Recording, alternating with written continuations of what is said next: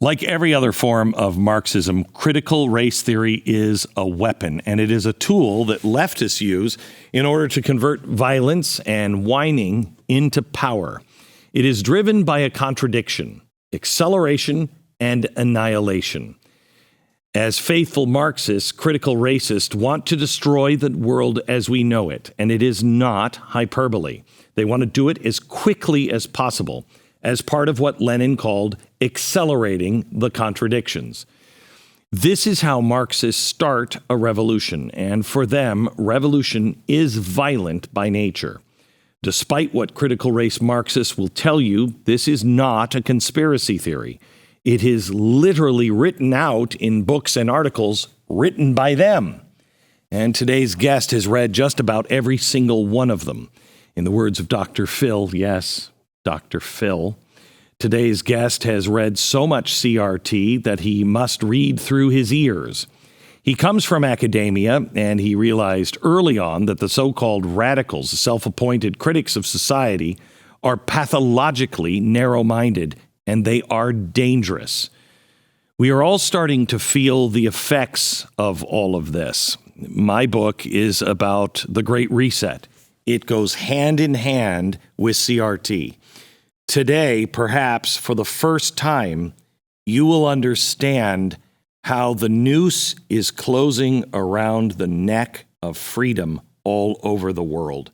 And we must pay attention quickly. Today's guest fights back. You can find him going toe-to-toe with anonymous radicals on Twitter, and he's got a few Molotov cocktails himself. More importantly, he fights back using the secrets of academia against academia. He first made his name for himself by submitting ridiculous articles to peer-reviewed publications. If you don't know about the grievance studies affair, you have to look it up. It's hilarious and illuminating. He takes the fight to a whole new level in this new book, Race Marxism: The Truth About Critical Race Theory and Praxis. Back for his third appearance on this podcast, probably the most important podcast perhaps that we've ever done. Please welcome James Lindsay. If the last 2 years have taught us anything, it is that you have to do your own homework and you have to take control of your own life and your own health. It is clear that you can't simply rely on government, big pharma, even your doctors, or they'll lose their license if they're just trying to protect you and your family. I'm sorry, but I had COVID and I was not going to sit around and take some aspirin and call them if I felt I had to go to the hospital. That's ridiculous. This is where I learned about Z-Stack.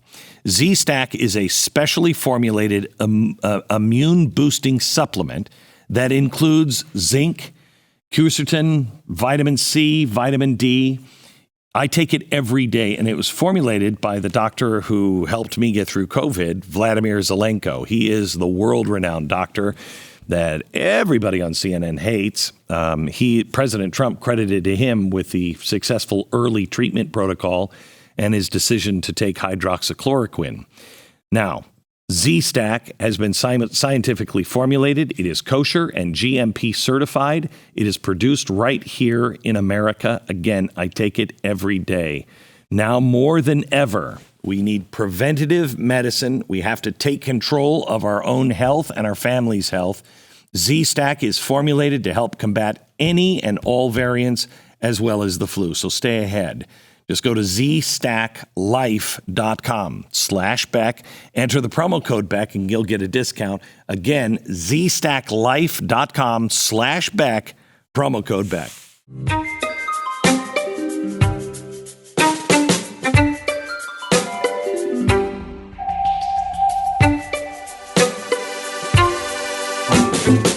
James, welcome back.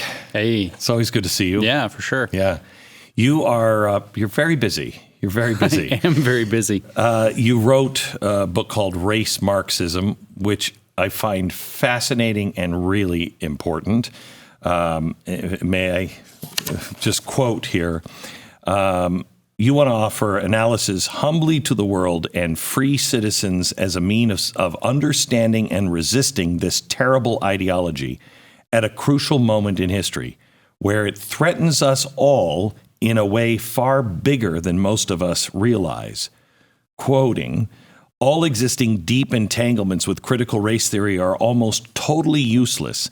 They either come from biased cheerleaders who present it in an unrealistically positive light, or from naive scholars who can't see the ideological forest for the philosophical trees that compose it.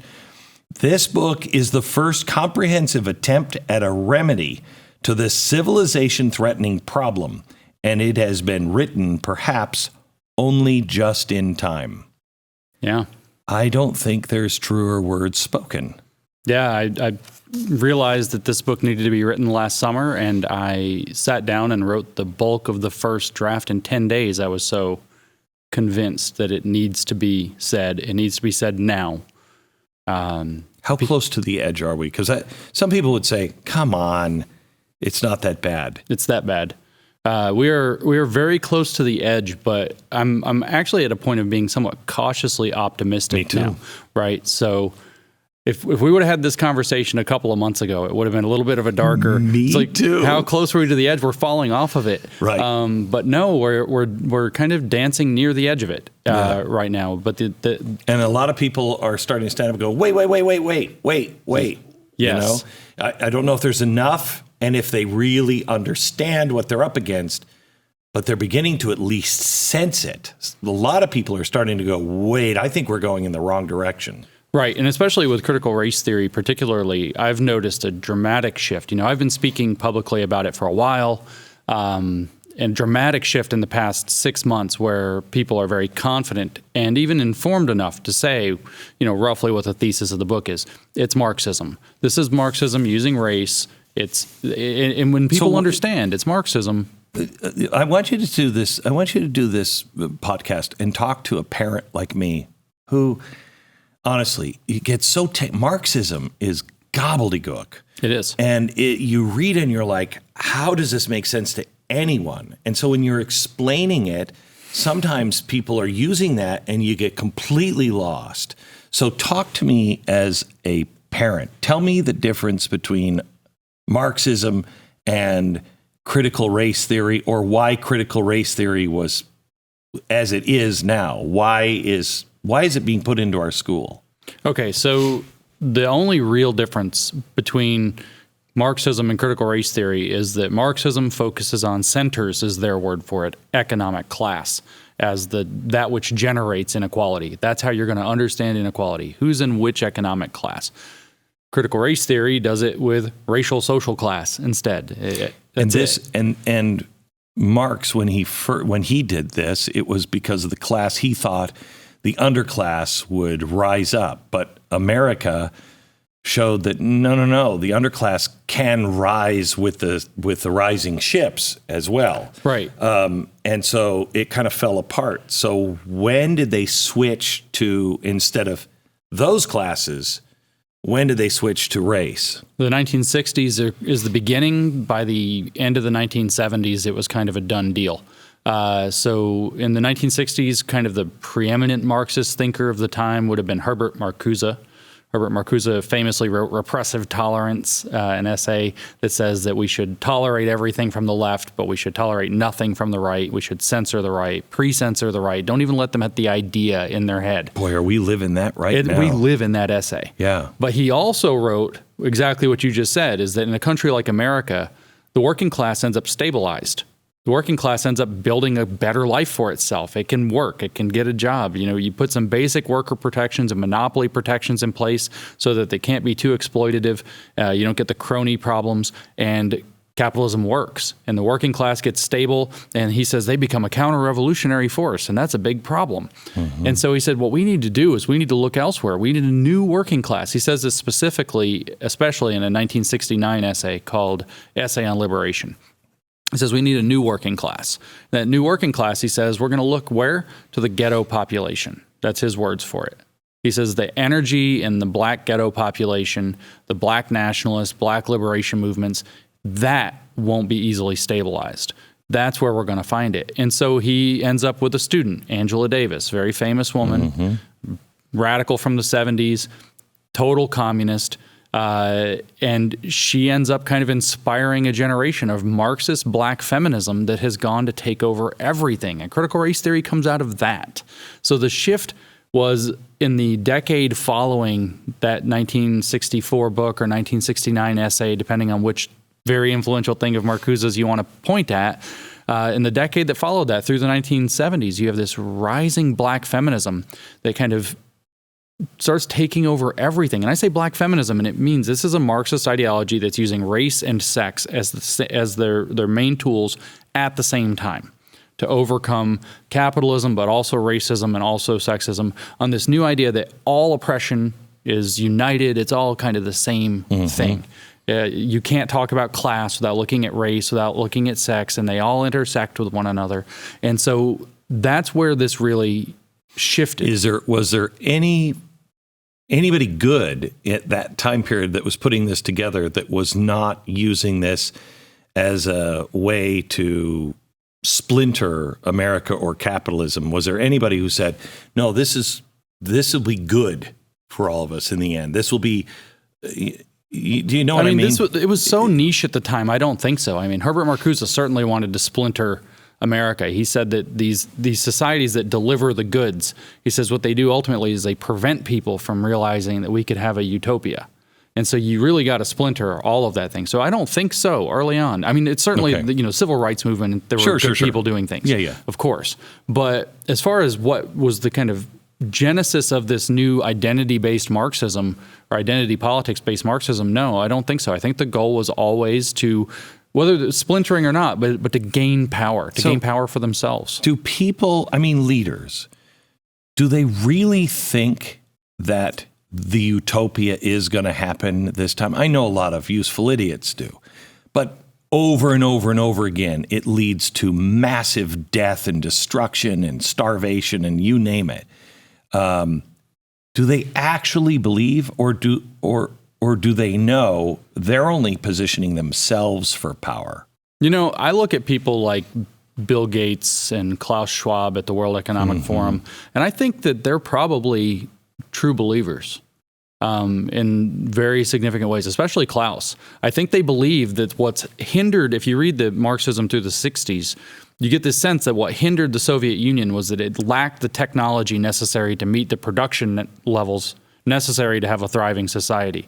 Capitalist society found production, but they have all this exploitation. And that was the big question that they were wrestling with.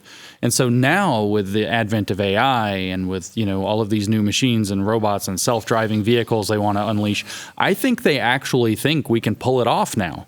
That, the AI can predict distribution to get around the information problem that von Mises pointed out and said, this is why communism and socialism don't work. Planned economies don't work because there's information being exchanged between the people engaging in a market.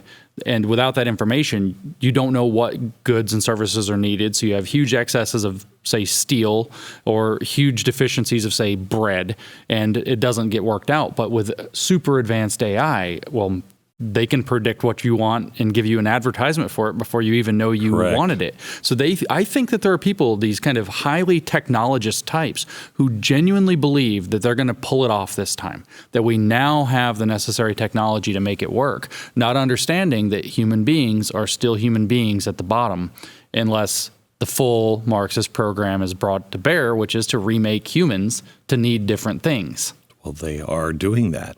That's the goal. They are doing that. Transhumanism is the end of that, but it's frightening. Okay, so when did because people are always like, you're talking about critical race theory, that's just something that was developed in Harvard for law, and it's not. Tell me the truth and how to argue. What do we say when we're talking to somebody who's saying that to us? They say in their own words that that's not the truth. You pick up, for example, there's a book called Critical Race Theory, An Introduction. Okay. So this book was written in 2001 on the high school level, has classroom exercises in it. Okay. And in the second paragraph of the book, they explain this critical race theory started in law and rapidly spread beyond that discipline into education, into politics, into voting strategies. People didn't know Stacey Abrams gets mentioned right there in the book. So it very rapidly, by the 90s, at least, had completely metastasized into virtually every field it can colonize. It had made its way into virtually everything. So, yes, it's true that the earliest books that we would consider in the critical race theory pantheon were from Harvard Law. Derek Bell's Race, Racism, and American Law, 1970, is really considered the first book in the subject. And he's trying to critique, desegregation of schools, Brown versus Board of Education. He's trying to make more room for not just keeping affirmative action, but to increase affirmative action. But at that point, it was very legal and very material, and it hadn't blown out into this kind of huge cultural phenomenon.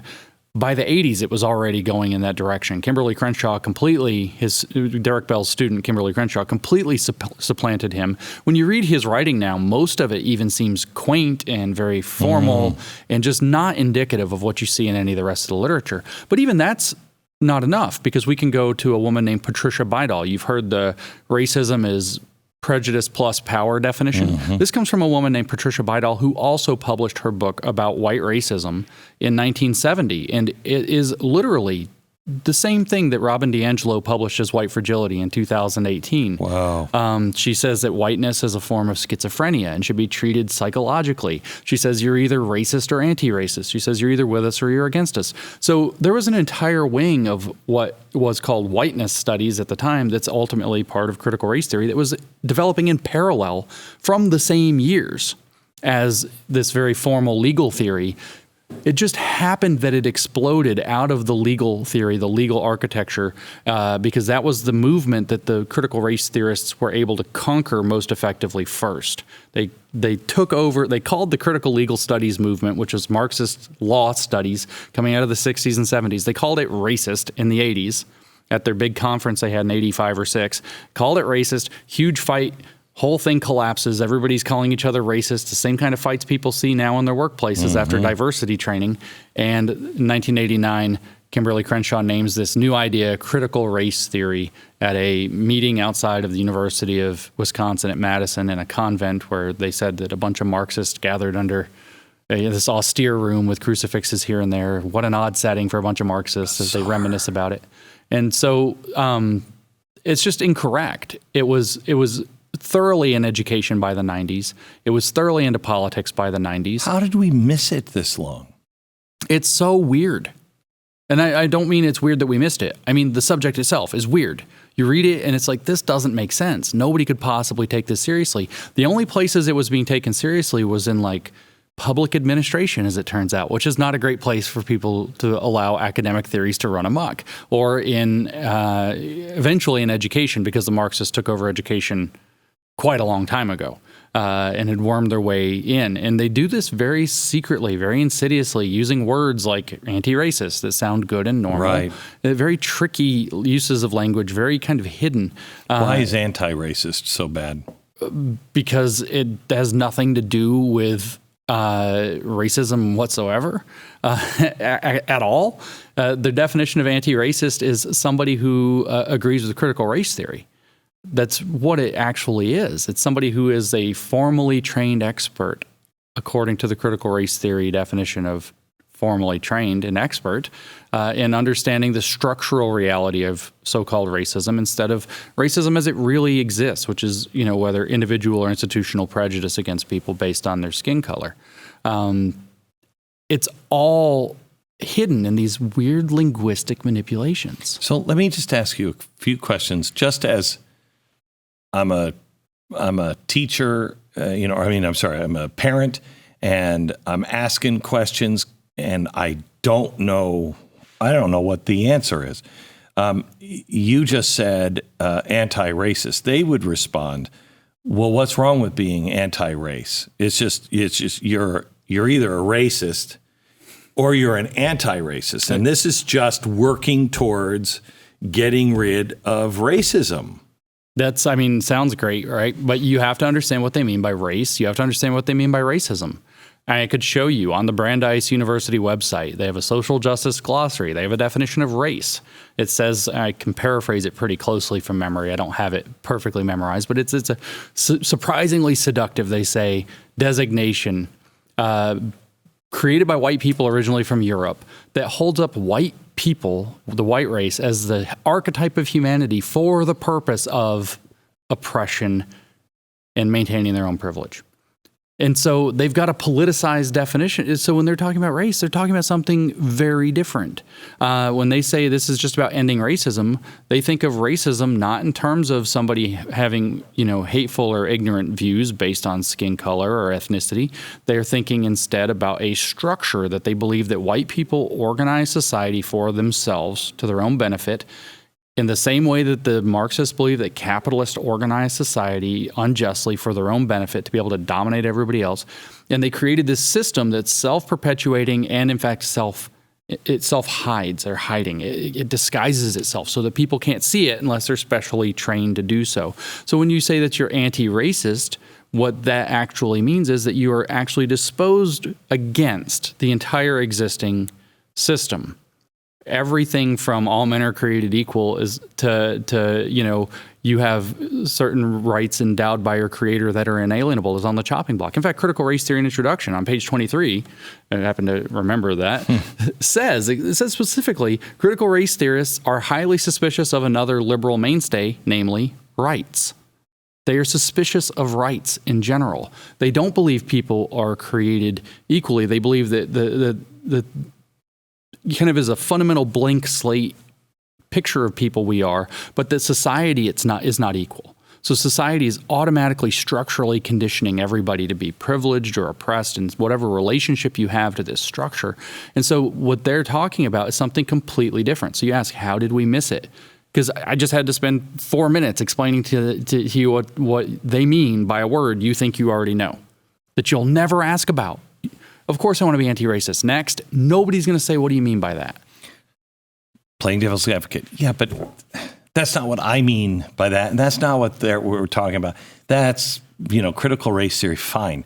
But that's not what I mean by that. What's the danger of me being anti-racist? Well, the only danger, because it depends on what you mean by it, right? So the only danger is that when you use that word and you think you mean one thing by it, the activists who are writing the policy, who have wormed their way into positions of power, mean something very different. Yeah, but I'm just recognizing my privilege. What's wrong? You don't think you have privilege because you were white? You don't think that gave you special privilege? Come on. Yeah. So what's privilege then? You have to, again, it's these very subtle terms. What is it? What is privilege? Privilege is your golden ticket to owning bourgeois racial property or bourgeois property of any other kind, to use the Marxist words for it. Whiteness as property is a paper from 1993. They consider whiteness as a form of property, that white people and the people that they designate are the only people who have access to it. It's like a form of private property.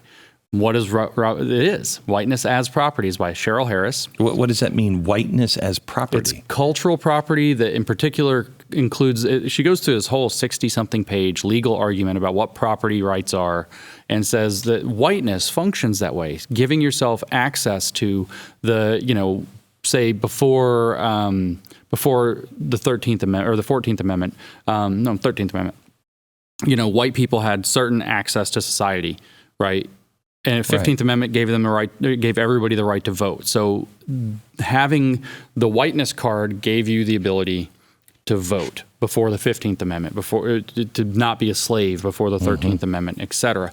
Later, whites only train cars, whites only classrooms, whites only, facilities, whatever it happens to be. Being white gave you special access. And then after the civil rights movement, they believed that, there are people who don't have to think about their race all the time. Their society's not reminding them of race all the time. They get to just be default people. And then there are all of the racial minorities who have race put on them all the time. You can't just be a man, you have to be a black man. You can't just be a man, you have to be a Latino man, or whatever else. So the race is being imposed upon them. And so what they think is that whiteness is like this golden ticket. You're not going to be discriminated against. You're going to get to go out with the guys. You're going to get the promotions at work. All of the best stuff in culture is reserved for you, not for other people. And whiteness operates like a form of property in that you own it and you can exclude other people from it. That's the key provision that Harris brings up, is the fundamental right to exclude as being a property right. If I own, this book, and you're like, I'm going to give me your book. I say, well, give me my book back because it's my book. I can exclude you from owning the book because it's my property. Well, it's the same thing here. I can exclude you from the good parts of society. And they point to where the Irish and the Germans were made to be, in critical race theory introduction, they say, well, Irish and Germans weren't white until the Democratic Party came along and said, you can be white if you vote Democrat. That's in their book. It's kind of funny. Yeah, I don't recall that portion of history. But they said that the whiteness was expanded to certain people, but not others, because of the politics that they were going to embrace. So here's where it gets confusing to me. Let's say I buy into that. Yeah. In this theory, two wrongs make a right? Because they're doing, to be an anti-racist, you have to be racist. Right. You have to be race conscious and you have to intentionally discriminate. Their justification for this, you are correct, but they wouldn't see it as two wrongs making a right. What they would see it as is, you could imagine societies like this table, they think the table's tilted. White people get all the advantage, they're uphill, and everybody else, all the bad stuff runs down. So the table's actually tilted. So what they think they're doing is putting levelers under the other side to bring it up to where it's flat.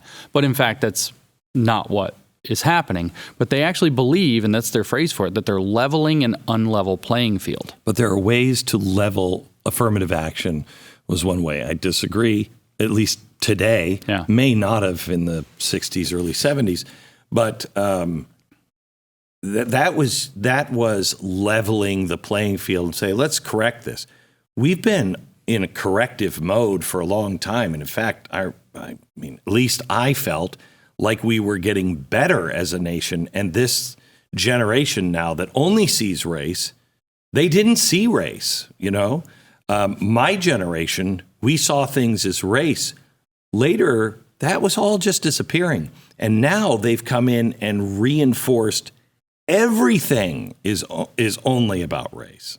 Yeah, I think that you are correct. I totally agree with everything you said. And I will point out that this legalistic side of critical race theory that we were talking about previously, actually, if you read their writing, they're very clear. They wanted to not just keep affirmative action going. It was turning out, they tried it.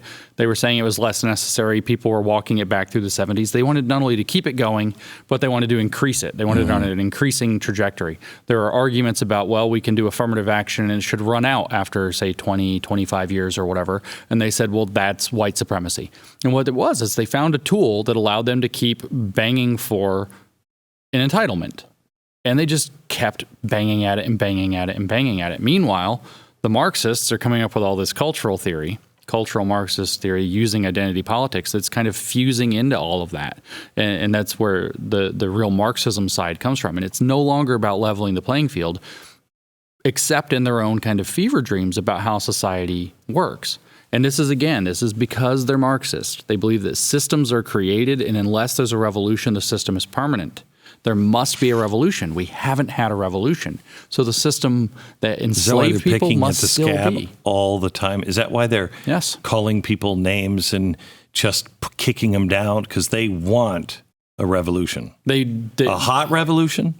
They will take a cultural revolution. I mean, Marx said that violence is the midwife of revolution, but if they don't have to fire a shot and they could do it in a velvet style, I'm sure they would. So they want a complete handing over of the reins of power to people who think like them, to establish a dictatorship of the anti-racists that will enforce equity until it becomes spontaneous, at which point we will have justice.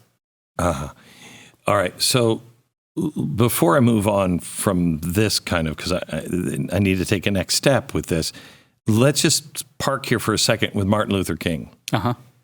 Everything Martin Luther King said and did is now nonsense if you're into critical race theory. Yeah. They claim to love him, but... Well, they like his radical stuff that he said where he blamed the white liberals for dragging their feet. They like the extortion racket. When his most frustrated moments from Birmingham jail or whatever, they like that stuff. They don't like I Have a Dream. They do not like the idea that we're going to judge by contents of character rather than color of skin. And they would say that he is, I don't know that they would be so bold as to come out and say Martin Luther King was naive, but the theory certainly would believe that Martin Luther King was naive because he didn't understand that the imposition of race by the white supremacy ideology, upholding the whiteness superstructure of society, what that actually does is they have a term for this. They call it structural determinism. The structure of society, which they think it's a fundamental organizing principle of society, is that racism that benefits white people. And so that exists. That's the system. And we could get very Marxist theory with it if you want to go deep, if it's up to you. But that conditions the limits of who you are, what your character can be. And so if you're white, you're brought up in a condition of privilege. And so your character is stained by the impacts of living in racial privilege. If you are not white, then you are put to the constantly reminded of your race, and your character is actually shaped by this racism that you don't want, that's being imposed upon you by a racist structure of society. This is, like I said, called structural determinism. You are morally determined by the structural reality, as they would call it, of the world, which is conditioned by the fact that there's a racial upper class and a racial lower class in dialectical opposition. I told you, we can go deep. And therefore, you can't judge somebody by the contents of their character without taking into account the fact that society is shaping their character for them through the structural determinism, because this is how Marxists think about the world. Everything's a structure, and the structure is permanent until revolution. And so Clarence Thomas is bad. Why? Because he doesn't. So Ayanna Pressley famously said a year or so ago that we don't want any more black faces who don't want to be black voices. We don't want any more brown faces who don't want to be brown voices. So structural determinism shapes your character. And if you have your shaped character, this is a term in their own books, it says it gives rise to a unique voice of color. The critical race theorists have figured out what the authentic expression of what it means to be every single race in this structural racist situation that they think characterizes the world. And if you aren't spouting critical race theory, then you are somehow selling out. You either have false consciousness of some kind, you have internalized your racism, you've accepted that this is just how it is, you're trying to curry white favor, you act white. They accused Obama of acting white to get the presidency. You have to act white so that the white supremacist society will accept you. It's always some cynical, self-serving, or willfully ignorant, blind reason why, if you aren't a black face being a black voice, in other words, if you're not a critical race theorist speaking authentically according to what they say your voice should be, then you are actually reproducing the system. Just like you have, people who are within the working class, the petite bourgeoisie, the kulaks, who were reproducing the bourgeois ideology, even though they were technically farmers or technically machinists or whatever else. It's the exact same mentality. So Clarence Thomas or Larry Elder, who's now the black face of white supremacy, they're not saying critical race theory things. Therefore, they are not authentically representing their experience and the structural reality of white supremacy. Therefore, they are actually upholding white supremacy, keeping the system in place, and then that makes them the enemy. This is just evil. I can't think of something more evil, really, except the transhumanist stuff. Yeah, and that we'll hopefully get to a little bit of that. How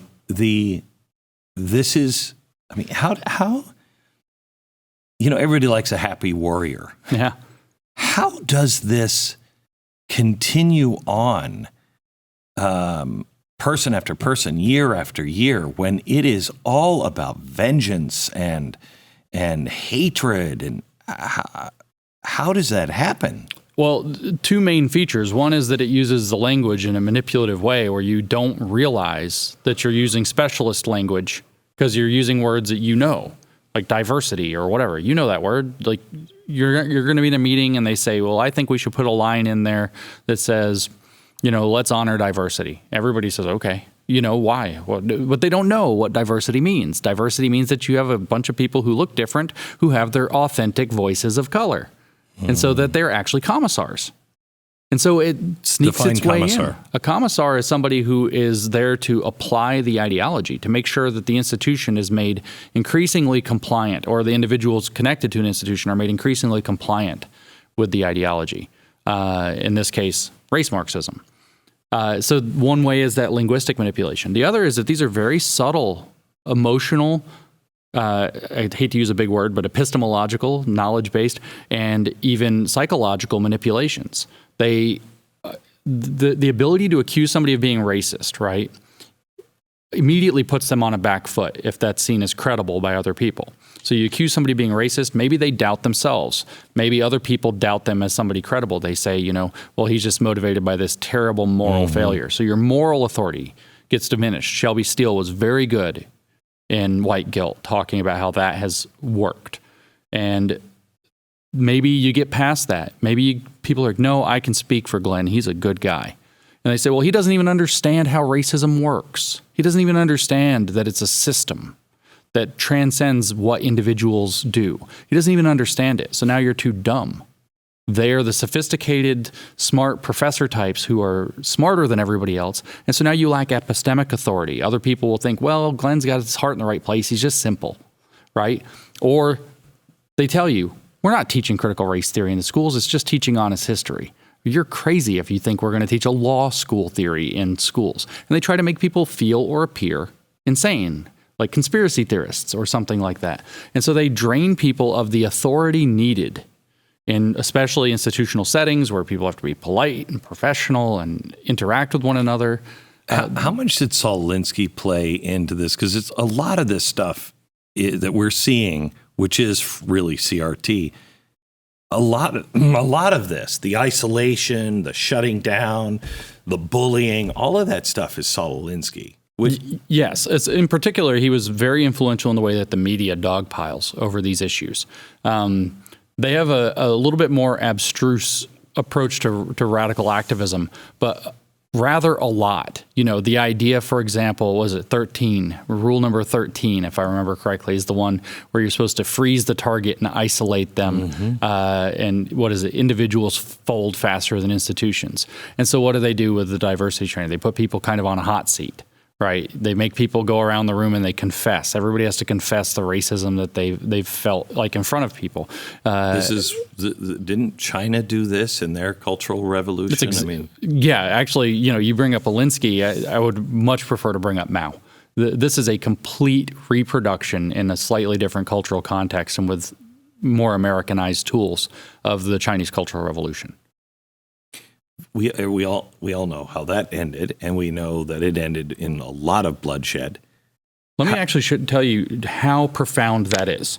Okay. So Mao separated the people into 10 classes, right? 5 of them are categorized as black, and those were bad. Those were people like landlords, rich farmers, counter-revolutionaries, just bad elements, I think, or bad influences. So that's us, I guess. And then the red categories were things like, peasants and laborers and revolutionaries, communists, things like this. And he creates these 10 categories of people. And so if you're a kid coming to school and your dad owns, some property, you're the son of a landlord. Black identity. But if you become a revolutionary, you can become a red identity. And what do we do now? Straight white male, black identity, bad, privilege. You have these privileged identities. But imagine if you were bisexual, or imagine if you transitioned. Now you have a white or a red identity. Imagine if you became an ally. You must become an ally. Allyship is key. Red identity. It is a perfect reproduction of Mao's Cultural Revolution. They bully people based on identity categories. They're straight, white, male, etc. Fit, they've got the whole pantheon of identity categories, mentally healthy. And then they tell you have different pathways out of that bullying. We're going to bully you. We're going to tell you how you're privileged, how you're bad. You need to check your privilege. But over here, you have all kinds of things that you can adopt. You can become an ally. You can show up to all the meetings. You can become an activist. You can adopt a trans identity. And you just see this incredible pressure into the revolutionary identities. It's not enough for you to be trans, though. You have to be politically trans. It's not enough for you to have black skin. You have to be politically black for it to count. You have to be a black voice. And it is a perfect reproduction of Mao Zedong's Cultural Revolution program. That ended in a lot of bloodshed. Nobody knows how many, but maybe 100 million or more. How does this one not end in that? If it keeps going, one of a few ways are the only ways out. One of which is that the scary oligarchs swoop in and basically shut it down once they figure out that enough chaos is happening that they can take over. And do you think that the critical race theorists who are wholly disruptive are going to get their way? No, they're going to get put in their pod with a low social credit score until they play along in a unity program that they unroll connected to their social credit system eventually. That's one way with no bloodshed. Another one is that it gets pushed back. But if it continues, people will die, and people are dying. This is already happening in medicine. They're already prioritizing medical care based on race, using critical race theory as the logic. Our medical journals, the New England Journal of Medicine is probably the worst. The Lancet is pretty well contaminated. Boston Medical Journal is not as bad. But these major medical journals are now, I mean, you remember the fake papers that I wrote a number of years ago. I read the things that are in medical journals now, and I think, we couldn't have written that. Like, that's so preposterous. But these are medical journals. And people not just will, but are dying. People are being denied transplants. The vaccine is not race, obviously, but it's the same. You get a bad identity versus a good identity. It's the exact same cultural revolution logic. People, I think, honestly, in the United States and Canada at least alone, I would predict that millions of people, if we stop the logic of this now, millions of people will unnecessarily die because of screwed up medical care or failed medical care, because of the Lysenkoism that has taken over medicine through things like critical race theory and so on. The Lysenkoism? Lysenko. Trofim Lysenko was the biologist that the Soviets had. And he believed in a crackpot theory of how plants grow. He thought that if you put a whole bunch of plants close together, they'd cooperate better, they'd share resources, and in fact, crappy things like corn would turn into good things like rye through the Soviet cooperation. And millions upon millions starved. And if scientists tried to challenge him and said, this isn't how biology works, this isn't how agriculture works, they killed those people or threw them in a Siberian gulag or something like this. And so I think that, how does this not end in massive bloodshed? Well, I don't know that they're going to pick up the gun. I don't know. It's not really their style, but millions will die. Well, just with what they're doing, and we can talk about this later, with the Great Reset, millions will die. Millions will die. Many millions probably have, actually, already. All right, so let me go back to critical race and race Marxism seems to be using a few things. I'm not sure which one is using the other. I thought for a long time it was Marxism that was running this and all these crazy Marxists. I think they're useful idiots. I think the governments and the powers that be, and mainly the corporations, which I've always trusted. Yeah. I've always hated it. I work for the corporation, AKA the government. Those dystopian movies, I've never believed that. Yeah. There's no doubt about it now. I know. So how is this? I mean, they're using, I guess, the Marxism to destroy capitalism, but then at some point, everybody's going to realize, oh my gosh, they've made themselves the lord and the lady of the manor, and we're the serfs. And so is that guy from Antifa, if he's still around. Yeah. So is the Marxist professor. They're all in the digital gulag together. Yes. In fact, I now think there's a circle of useful idiots. In fact, I don't think there's a lot of difference. I thought I hit the point where I thought this was the Marxists. Marxists have figured out how to use race to destabilize society. And then I look at the World Economic Forum and look at the corporations, and they're all, Coca-Cola is telling us that we have to be less white, straight out of Robin DiAngelo. And but that's fascism, public-private partnership. That's fascism by definition. So you've got the governments and the NGOs and the corporations doing working together so that each can do what the others can't to exert control. And now I'm going to maybe blow your mind, because I understand this as a religion. And if it's a religion, they obviously have high-level theological views, including about eschatology, about the end of the world, about how they're going to achieve their utopia ultimately. By the way, the revolution is rapture, if you need a parallel. And then there's a tribulation, and then eventually you get to heaven. But the kingdom, I should say. And so anyways, I now think that what happened is that the Marxists figured out that they had to incorporate dialectically everything, dialectical materialism. The dialectic is their program of taking opposites and incorporating them and pretending that they have been brought into one higher level concept. They figured out that they had to incorporate fascism to make communism work. And so how did they do this? Well, Mao did his thing. The CCP runs China into a disaster. A couple of leaders later, you have Deng Xiaoping working with Kissinger and so on, and they open up the markets of China. But it's all at the pleasure of the party. It's all state capitalism, which is by definition fascism. So what do you have there? You have a communism with fascism inside of it. Communo-fascism. So what is the dialectical opposite of communo-fascism? It's a fascism with communism inside of it. Fascio-communism. So you have East Asia. We just don't have Oceania to always be at war with East Asia yet. So if you make China into this behemoth, a communism with fascism running inside of it, so that it solves the production problem of Soviet disaster of communism because it has now an open market that's running state capitalism, but still very wealth-generating market.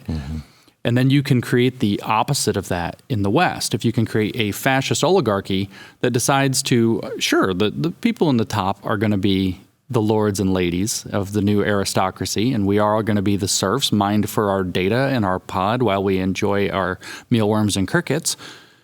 But it'll be equitable. So if you take that fascist structure and stick a communism inside of it, and then those are the two world powers, not exactly enemies, but frenemies. A communism with fascism inside next to a fascism with communism inside, and you let those things run next to each other, the natural process of the dialectic will eventually fuse all of it. And what you'll end up with is the kingdom. You'll end up with communism that works this time. And I think that that's the program. And so they are definitely using the race Marxists because the Marxists are extraordinarily destabilizing. But the people who are funding this, the people who are dumping millions upon millions of dollars, billions of dollars into critical race theory to drag it out of the university where it should have just kind of languished because it's stupid. It got funded out of the university. That's how. It didn't spontaneously get out of the university. Bags and bags and bags of cash got dumped into fueling these movements, especially around the Occupy Wall Street time. Good heavens. To protect the banks. And so the fascist with the communist inside was born. And that's the objective. And because this is their magic. It's their faith. They believe that if you put those two opposites next to each other, and they're the only two opposites, that eventually the dialectical process will average it all out, but raise it up to a higher level. The Marxist word for that is sublate. The German word is Aufheben, which is the word that Hegel and Marx use over and over. Aufheben, you're going to raise up to a higher level. And we're going to end up with this perfectly kind of world hegemonic one government that is fascistic in ways, communist in other ways, but everybody's going to be equitable, except there's going to be the top tier, of course, because only the what do you call them now, stakeholders? The word changes every few years. You know, only the enlightened are going to be the ones who are going to administer it all and make sure that it stays on the track. The creative class, I think, is another term for these people.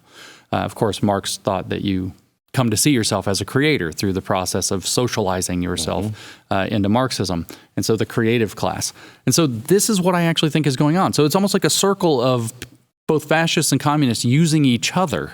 And in the end, one of them has to win.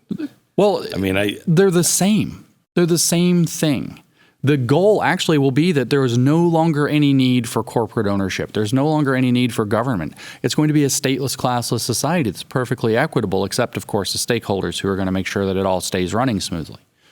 And so it's not that either one will win. They think that they're going to average out. Wow. All right. So let's switch to the Great Reset. That's how we get there. Yeah. The Great Reset. Talk about Klaus Schwab a bit. Oh, man, I was hoping I didn't have to talk. He's awful. He's straight out of Central Casting, as you can tell. Oh, my God. I mean, you put him in a brown shirt and you got him. Yeah. He looks like a Bond villain. He talks like a Bond villain. He acts like a Bond villain. But since the 70s, he's had this vision, he claims, 71 or something is when he started what became the World Economic Forum. He's had this vision of a new form of capitalism, a sustainable form of capitalism, a circular economy that, you know, if you think about that for a minute, you realize that's probably not going to work out. And we're going to now have all these partnerships between government entities and corporate entities. So everybody's now working hand in hand instead of competing with one another. Which is fascism. And then it doesn't seem like anyone on the left knows what fascism is. Well, fascism, according to the Communist Dictionary, is not being a communist. That's literally what they think of fascism. If we go to the neo-Marxists, not to get too weird, but in the 60s, the neo-Marxists are where Schwab got a lot of his ideas. And so if we look at, say, Marcuse in the 60s, what you have with Marxism kind of before that is this belief that, you know, history is grinding toward the kingdom, toward the utopia, toward communism. It's going to unfold. The dialectical materialism is going to get us there. We just don't know how or how fast. So there's a heaven in the Marxist religion, but there's no hell. Marcuse comes along and says, in Repressive Tolerance, the whole of the post-fascist era is an era of clear and present danger. Capitalism is still going to devolve, but it doesn't just go to the utopia, to communism. It has two possible trajectories. It could either go to communism or it could go to fascism. So therefore, everything that's not moving it toward communism is moving it toward fascism. If you read The Dialectic of Enlightenment, Horkheimer and Adorno from 1947, same theme. The liberal system itself tends toward fascism, but there's an off-ramp into communism. And so now there's a heaven and a hell in their theology. And so when you look at it in that regard, you see that they think that everything that goes with their goals is good, and everything that doesn't is fascism. So even literal fascism is not fascism, but truckers showing up in Ottawa to say, give us our freedom back, is fascism. So their logic, so communists share your vocabulary, but they don't share your dictionary. Their words all contain agendas. Their words all mean something different. Fascism, even racism, what it just means is that you aren't going along with their program. That's right. In practice, all it means.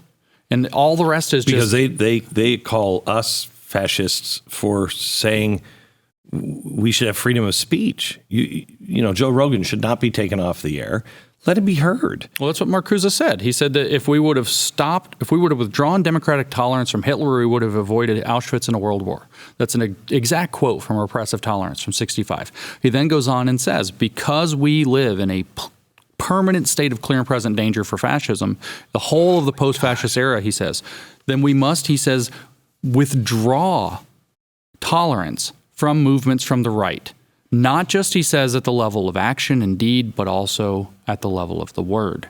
He says that the idea can't even be allowed to enter the mind of the right-wing person. He says, now, to be sure, this is censorship, even pre-censorship. So they want to take away your cognitive liberty. You can think whatever you want as long as you think what they say is okay. You can say whatever you want if you can only think the approved things.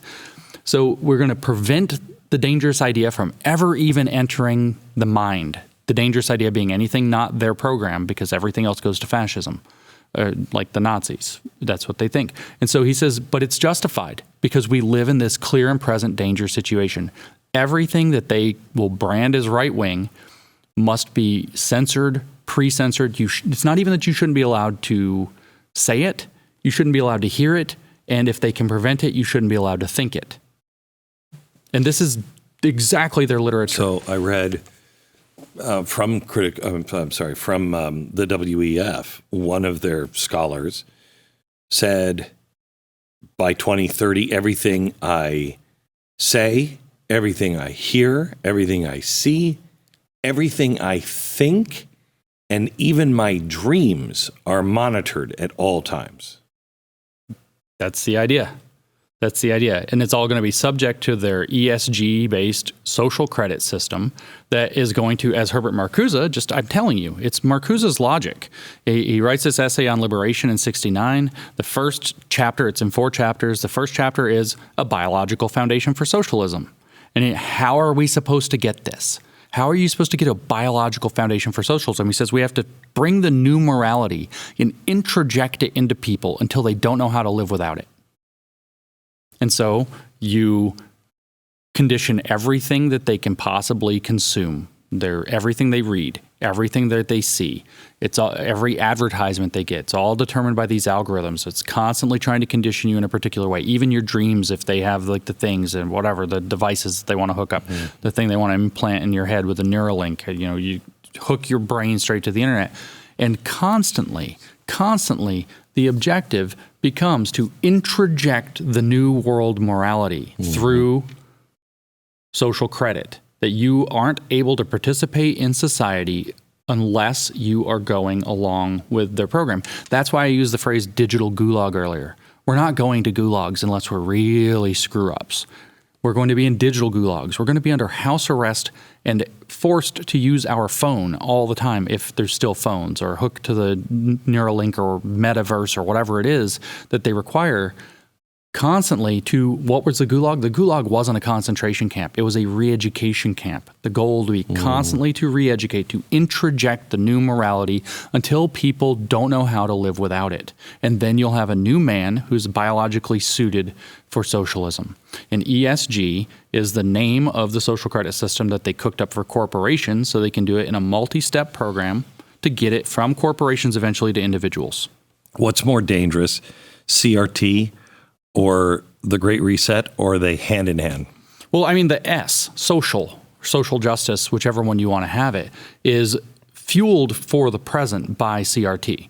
So critical race theory is the logic, at least for the racial component of social dynamics and social politics. The critical race theory is the thing that's informing how they're going to determine who's behaving correctly and not correctly. So without critical race theory, they would have to have a completely different social program with regard to race. They've chosen critical race theory because it's fundamentally so arbitrary, and it's fundamentally seems like it's oriented toward justice and very subtle and fools people. But it's ultimately, without that, they're going to need a completely different social program for the S score to replace that, at least with regard to race. But you have queer theory with regard to sex, sexuality, and gender. You have fat studies and disability studies and all of them with regard to all these social politics. So these identity Marxist politics are the program that they've adopted for what good social behavior looks like. Now, on the other side of them implementing a social credit system, I think critical race theory is too stupid and too poisonous and too divisive and too destabilizing. I don't think they're going to continue to use it. They will continue to use the justification of equity, though, and that's ultimately what leads them to use critical race theory. So they're hand in glove in that sense. Jeez. But it's all, I mean, by the way, the word justice, we said social justice. The word justice is the updated word for communism. It is the updated word for communism. Climate justice means climate communism. Equity is the updated word for socialism. I mean this totally literally. Equity is a managed state of affairs in which equal outcomes are produced. Justice is what happens when that becomes spontaneous. This is exactly Marx's model of installing a dictatorship of the proletariat that ensures equal outcomes, socialism, until it becomes spontaneous. The problem with Marxism is it goes against all of human nature. Yeah, it's a complete inversion of human nature. Correct. It's a catastrophe. So you're not optimistic that this works at all, right? Oh, it doesn't work at all. Yeah, it will not work. If implemented, it will not work. And how long do you think? I mean, first of all, do we beat this before it happens? We should. It would be far easier because the power of a social credit system is immense. It's not impossible, I think, to throw one off until you start getting the, head implants, at which point are your thoughts even your own? How do you know? It's not impossible to throw it off, but it's way easier before they have that tool of social control than it is after they have that tool of social control. So how do you stop it? Well, right now, there's not much of an individual social credit system, which means ultimately the individuals who run corporations can still make decisions. And that I bring up corporations specifically because corporations are where the ESG is actually applied. We have a corporate social credit system. The way that it works is it gains you access to asset management, investment money, blah, blah, blah. That's not set in stone. There are other ways that can be done, but it takes people with courage to stand up and say, this is not the road that we need to be going down. This is not actually best practices, and we don't need to be governed by technocratic stakeholders who are going to decide what the correct corporate policy is for us, from Davos or wherever. And so throwing it off there is a starting place. Now, are we going to find people with courage? Probably not. They probably signed things that make the courage hard to find. But that's where people who have access, say, perhaps senators or something like this, start asking the kinds of questions that need to be asked. What did you know about this, and when did you know it?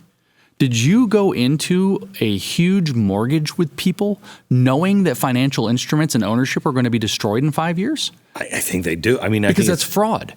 And what was it? Edward Dowd, he worked for BlackRock, right? He's recently did a podcast, I think, with Steve Bannon. Mm-hmm. And so he's coming out and just saying a lot of these kinds of things. Correct. And he's, of course, saying that this is a terrible thing to do. We don't want to go this way.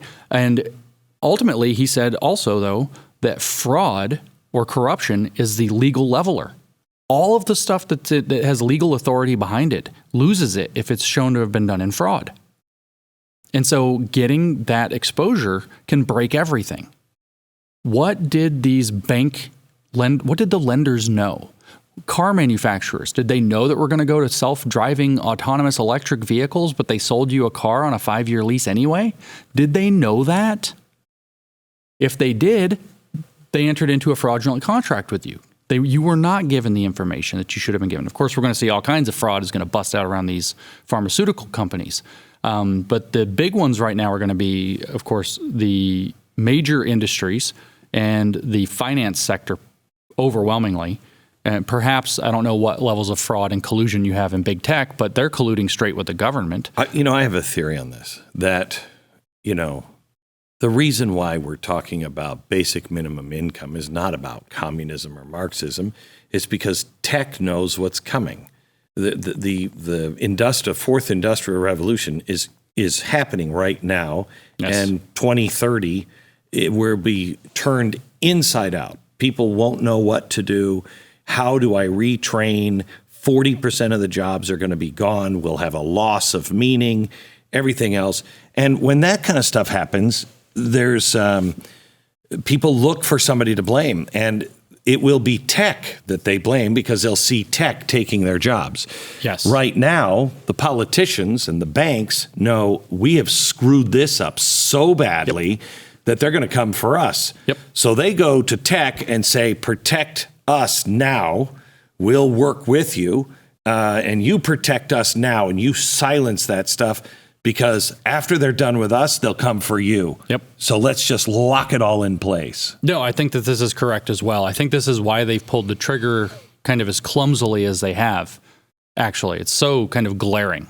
This could have been done much more smoothly and much more secretively. Maybe Trump disrupted that for them and caused them to. I think that's why Trump was the corporations. They all said absolutely they worked to get him out. Absolutely. I think they knew this is our plan, and he won't do it. See, this I completely agree with you, though. They have screwed up the financial system. It's probably going to collapse. Do you know? Did you hear the news from the Federal Reserve? It came out last week. No one is talking about it. Oh no! The Federal Reserve has a 2-year moratorium where they can't be FOIA'd. Uh-oh. So in 2012, after 2008 to 2010, after they finished TARP and all that stuff, they came out in 2010 and said, we just put on our own papers $5 trillion, and we gave the banks $5 trillion. Well, I, for one, was like, did any of that money go overseas? Where did you do that? Who got that money? So somebody, an economic group, filed a FOIA in 2012. Well, they took it all the way to the Supreme Court, and the Supreme Court The Fed was arguing for national security, this can't be released for at least 10 years. Well, we're at 2022. It's just been released. Oh, wow. They lied to us. Oh, what a shock. Yeah, I know. $2.5 trillion went to Citibank alone. That's, in effect, nationalizing Citibank. Yeah. They printed and put on their books not $5 trillion. They put $30 trillion, and it went all over the world. And I believe they're still doing it. And that's what all this inflation is coming. We are way out of line, and the dollar is going to collapse. That's why they're coming after Bitcoin. They got to have a Fed coin. Fed coin, yeah. And you can't do MMT without controlling you and every dollar. That's right. That's right. I'm completely convinced that while we talked about the aspirational side of the Great Reset, there's a more base side as well. And the more base side is that these people are frauds and criminals, and it's all coming out. And some of it's going to be collapse. And they need a social control mechanism in place that's as tight as the Chinese one before the pitchforks come out. Yes. And I think that's why they're making, they've got the Democrats who are either in on it. And I think most Democrats now find themselves in a position like, wait, that wasn't, but it can't be, because now they were part of it. You know what I mean? Yeah. So you don't want to admit that. That's human nature. Right. So you have that. That's why they're going after everyone who votes differently and making them into a terrorist. That's why if you don't take the vaccine, that's why we should consider cutting you off from medicine, let you die, maybe put you in a camp. That's why. Yeah. Yeah. They know. I have this really bizarre belief, not to get too theoretical out of that. I don't believe that we ever actually had a marketplace of ideas. I don't think it actually arrived. I think we ended up getting an aristocracy of ideas through these expert class, whether it's big government, whether it's, universities. Began in the progressive era. Yeah, I think that we've had an aristocracy of ideas. And what happened is that the internet has unleashed the flame of the Enlightenment a second time. Right. And I'm telling you, these people are frauds and they're criminals and they're jokes, and it's coming for them. They are going to lose all of their power. They're going to be exposed for crimes the likes of which we've never seen in human history. You are 100% right. This, I believe, is the biggest crime in all of human history. It's like 5 of the biggest crimes in human history mixed into one. Yeah. And when it all hits, if they don't have us all in cages, they're in trouble. They're in a lot of trouble. They're in a lot of trouble. And if they do have us all in cages, we're in a lot of trouble because I saw this. I don't know if you saw this clip from the World Economic Forum. One of the elites said, we did this study, and the good news is the elites trust the other elites more than ever before. Yeah. But the others don't trust us anywhere on earth. Yeah. You better have a rock solid prison everywhere. Yeah. Because there will be a revolution. Yeah, that's exactly correct. That I put that video on my own Twitter, even, and just I guess I don't have a little account anymore, but it's getting there. But it had something like way over 1 million, maybe over 2 million views on just from my account alone. So people have seen this. People know that it resonated. Why? Because the elites think that they're better than everybody, and everybody realizes that now, and we don't like them. We don't trust them at all. I think I put your book in the same category as mine, as a Rosetta Stone. Once it clicks, it's, red pill, whatever you want to call it, you're like, oh my gosh. And everything makes sense. It all makes sense. Everybody's walking around like they're taking crazy pills. Yep. I actually think this book is going to be the last necessary word on critical race theory. It's not an interesting subject. As somebody who's read virtually all of the major works in it, it's not a very interesting subject. And once people understand that it's actually just Marxism and its point is to destroy society, and this book makes it very clear, it's so clear if you would just read the goals of BLM. I know. Right? I know. Just read the goals. Well, I'm not for all that. I'm just, you're marching with them. You're marching with them. You're funding them. You're empowering them. Yeah. The corruption alone is sickening. Yeah. But their goals end the family. That's right. End the family. And that's a Marxist goal from forever. I mean, Marx himself railed on the idea of the family as a means by which the capitalism is reproduced. And you're seeing it with the education, Department of Education and all of the teachers. Yep. You don't have the skill to raise your child. What do you mean you want to know what we're teaching? Yeah. I mean, end the family. End the family and replace it with the government and the institution that they run, they control, they program your children to be that new man with the new introjected morals. It's incredibly scary that it's got to this point and that people haven't sounded the alarm and people haven't stood up. And also, I mean, the problem we face now is that people still don't name names. You can't just say they. Eventually, we name Klaus Schwab now. Klaus he gets Schwab, talked about. George Soros, Joe Biden, John Kerry. Yeah, but nobody talks about, for example, Gerald and Ronnie Chan. You've heard of the Harvard T.H. Chan School of Public Health, right? Which published, by the way, thanks to my trolling, a argument that 2 + 2 can equal 5 sometimes during a pandemic where people thought they might be overcounting. T.H. Chan School of Public Health, there's an expose in the Harvard Crimson written by a young person there at Harvard pointing out that the entire entity was funded on a single $500 million donation from Ronnie Chan and his brother, I think, or cousin something, Gerald. And it's named after the patriarch of that family. Well, these guys are movers and shakers and olives. Nobody talks about James Riotti and the Lippo Group. Nobody talks about these people. These people are dumping rivers of money into it. I just saw today, literally in the dressing room before I came out here with you, that the Chans, Gerald and Ronnie Chan, just bought another school of public health at UMass. $125 million more. Why are they buying our public schools of public health during a pandemic? The question always comes back to, why would they? They're making so much money. Why would they do anything that would hurt the system that they're rich in? Well, I mean, different beliefs for different people. But ultimately, if we go back to what at least the Great Reset is or represents, is to create a new economy that's perfectly stable and sustainable.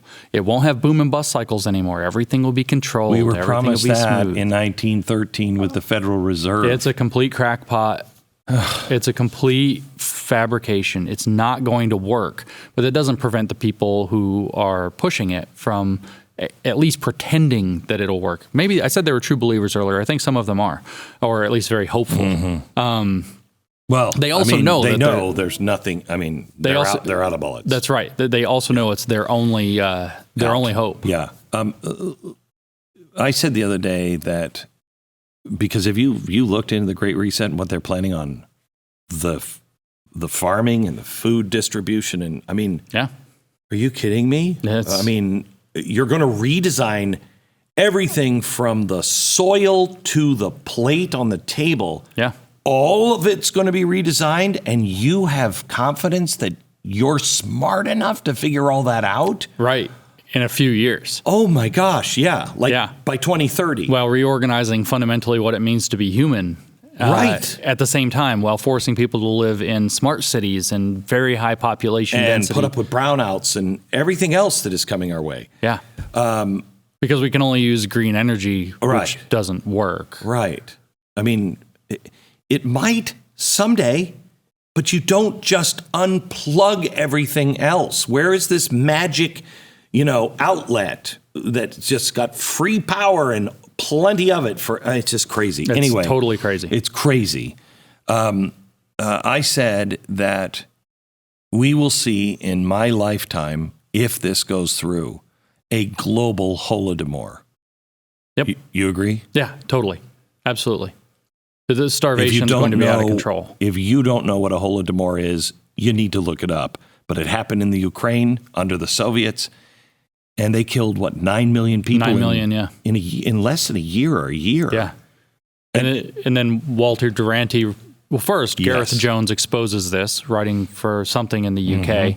And then Walter Duranty, working under Stalin, for the New York Times, writes the infamous article for the New York Times, Ukrainians hungry, not starving, wins the Pulitzer Prize for it, and our illustrious New York Times has never disclaimed that prize, just like they haven't disclaimed the 1619 Project prize that they won. 9 million 9 people. million people. Just for Ukraine. Yeah. Just Ukraine. And nobody knows about it. Nobody talks about it. It's part of you said, how has nobody noticed this? You know, we hear from the, say, critical race theorists all the time that we have whitewashed education, right? Yeah, we have. We don't. We have redwashed education. Oh, very good. The communists have organized education. We know more. I mean, I had to read, not complaining, so many of the books about the Nazi regime. We learned all about fascism and Nazism and National Socialism. But nobody even knows the Black Book of Communism. Nobody. Never heard about. All I knew is that communism is some kind of an economic system that we didn't learn much about. Yep. Coming out of high school. Even, well, I mean, granted, I majored in STEM, so different, but I didn't study it in college either.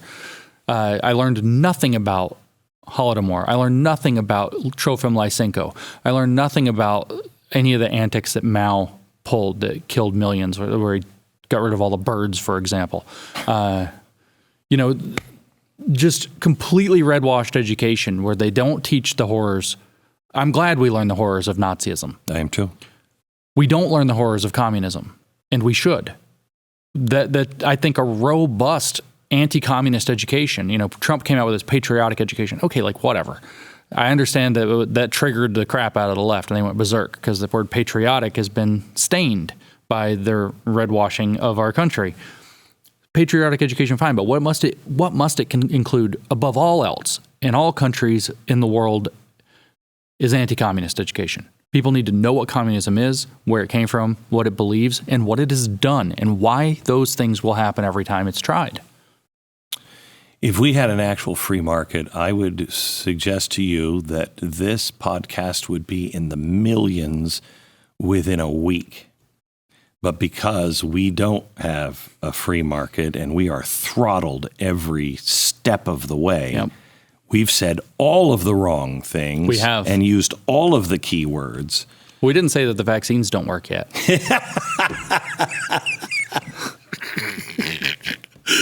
Well, now you have. I saw the data today, though, the lockdowns university study, I forget, John Hopkins maybe, showed 0.2% reduction in mortality for all of those lockdowns. 0.2% is the upper estimate for how many lives lockdowns that crushed the world might have actually saved. 0.2%.